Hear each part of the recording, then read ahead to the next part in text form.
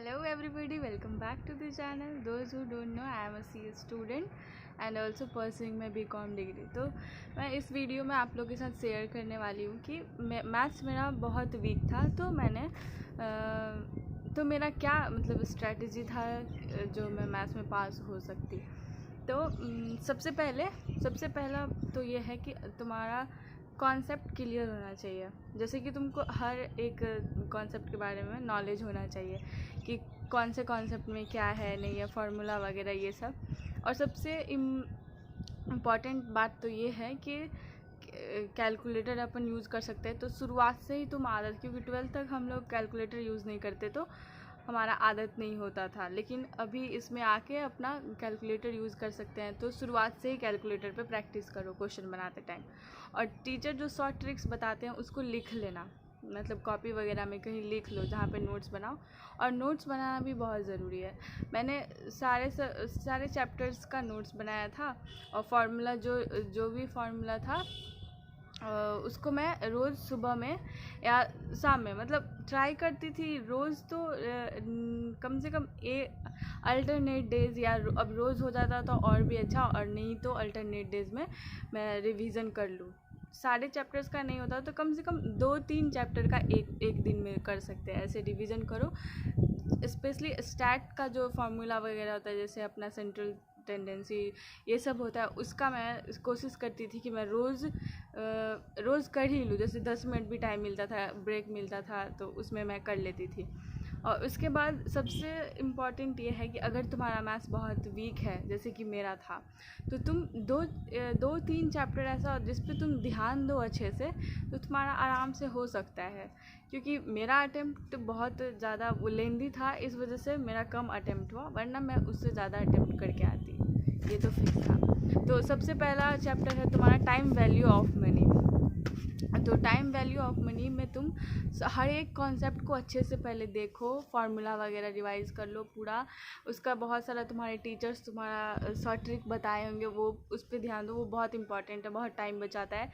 और क्या बोलते हैं उसको, स्टैट्स में तुम सेंट्रल टेंडेंसी और मेजर डिस्पर्सन वाला जो है, measure of central tendency and dispersion, उसको तुम देखो। वो भी बहुत मार्क्स का हमारे क्वेश्चन पेपर में आता है, ठीक है वो। और स्टैट्स की थ्योरी पे बहुत ध्यान दो, क्योंकि स्टैट का थ्योरी आता है तो डायरेक्टली क्वेश्चन में आ जाता है। हमारे क्वेश्चन पेपर पे जो तुम थ्योरी अपना नोट्स पढ़ के जाओगे वो डायरेक्टली आ जाएगा। और ये तो मैं हाईली रिकमेंड करूँगी कि तुम मॉड्यूल पहले करो, मॉड्यूल का हर एक क्वेश्चन करो। और हाँ, किसी ने पूछा था एडिशनल क्वेश्चन करना है क्या, तो नहीं, एडिशनल क्वेश्चन मत करो, उसमें तुम और उलझ जाओगे। इससे अच्छा है कि तुम स्कैनर कर लो। इससे क्या होगा, स्कैनर करोगे पास्ट ईयर क्वेश्चन भी तुम्हारा आराम से हो जाएगा। मैंने स्कैनर ऑलमोस्ट सब चीज़ का कर लिया था, कुछ चैप्टर्स को मैंने छोड़ा था।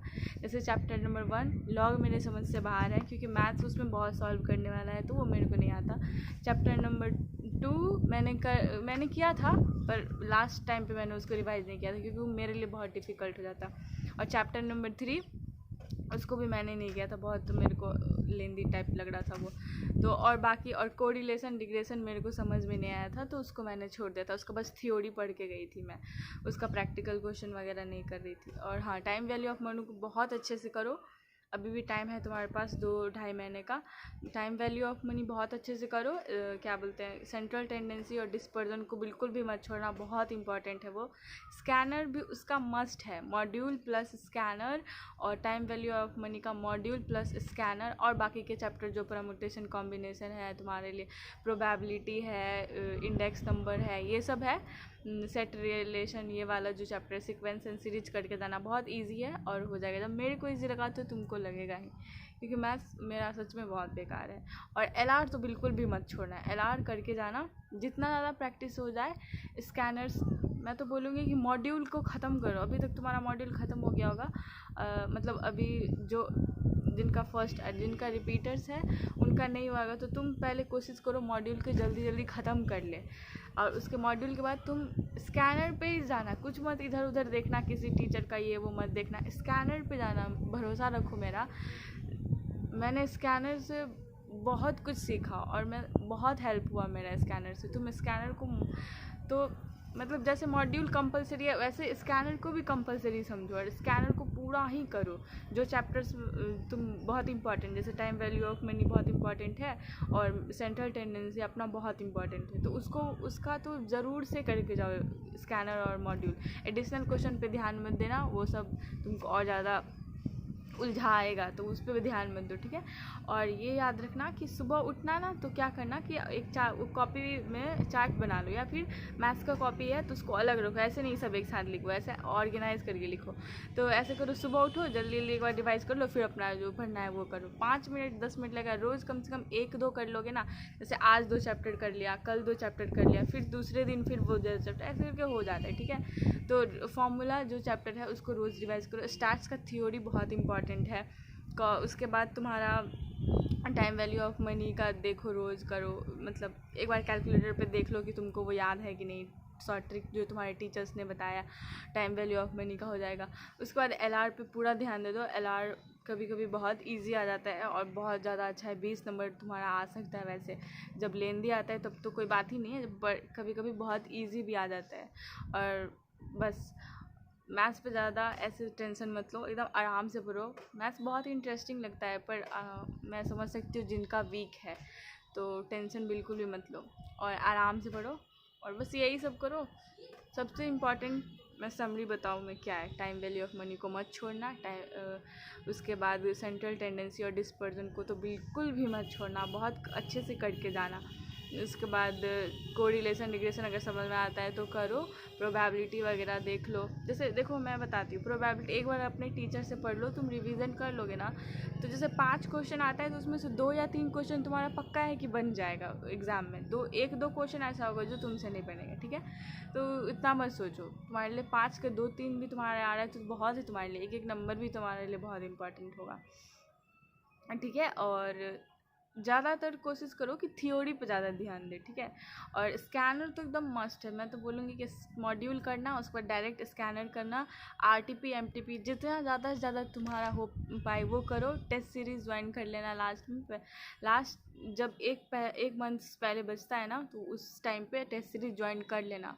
सच में बहुत हेल्प करता है टेस्ट सीरीज़। तुम्हें पता है टेस्ट सीरीज़ में मेरा 70-80 ऐसे अटेम्प्ट करती थी मैं, तो क्योंकि घर पे भी माहौल थोड़ा अलग होता है और उस 2 घंटे में हमारा प्रेशर कुछ और होता है। तो तुम कोशिश करना, और हमेशा कोशिश ये करना ज़्यादा अटेम्प्ट्स नहीं तुमको करना है, जो तुमको एकदम कंफर्म है कि यही होगा वही तुम वो करो, तो गलत होने का चांसेस बहुत कम है। क्योंकि मेरा खुद देखो, तुम्हारे सामने मेरा एग्जांपल है कि मैंने बस 40 क्वेश्चन ही अटेम्प्ट किया था, और मैं झूठ नहीं बोल रही, मैंने बस 40 क्वेश्चन अटेम्प्ट किया था और 1 या 2 नंबर ग्रेस मार्क्स मिला होगा, इसलिए मेरा 41 आया। और मैंने तुम्हें भरोसा नहीं होगा, मैंने एलआर का क्वेश्चन 1-2 जो मुझे थोड़ा सा कन्फ्यूज़न था मैंने उसको भी छोड़ दिया था। तो खुद पे भरोसा रखना बहुत इंपॉर्टेंट है, सेल्फ डाउट कभी मत रखना। चाहे कोई कुछ भी बोले तुमसे नहीं होगा, वो सब सुनना ही नहीं। जो तुम्हारे वाले में नेगेटिव बोले ना, सुनो ही मत, उसको बोलवा यहाँ से क्या बोलने आया वो। तो वही करो, टाइम वैल्यू ऑफ मनी और सेंट्रल टेंडेंसी और स्टैट्स का थियोरी कोशिश करना कि सीक्वेंस एंड सीरीज ये सब कर लो, और स्कैनर करना, मॉड्यूल करना, एडिशनल क्वेश्चन बैंक को मत करना, वो बहुत तुमको उलझा देगा, वो मत करना। आरटीपी एमटीपी बहुत ज़रूरी है, और टेस्ट सीरीज जितना ज़्यादा से ज़्यादा क्वेश्चन प्रैक्टिस करोगे उससे ज़्यादा तुम्हारा अच्छा होगा, है ना। तो अच्छा है, स्कैनर से तुम्हारा क्वेश्चन प्रैक्टिस तो एकदम नेक्स्ट लेवल का हो जाएगा, ठीक है। तुमको मल्टीपल्स ऑफ क्वेश्चंस मिल जाएंगे, बहुत नंबर्स ऑफ क्वेश्चन मिलेंगे, तो ऑब्वियस सी बात है कि तुम्हारा बहुत अच्छा होगा। तो बस इतना कर लो, हो जाएगा आराम से। और टेंशन मत लो कि ये मेरा अटेम्प्ट लग गया, ये वो, रोना धोना बंद करो, अब पढ़ने का टाइम आ गया, फोड़ देना है तुमको दिसंबर में, ठीक है। ऑल द बेस्ट एग्ज़ाम्स के लिए, और अच्छे से पढ़ो, खूब मन लगा के, इस बार तुमको पास हो जाना है, ठीक है। Bye, thank you for watching, bye bye.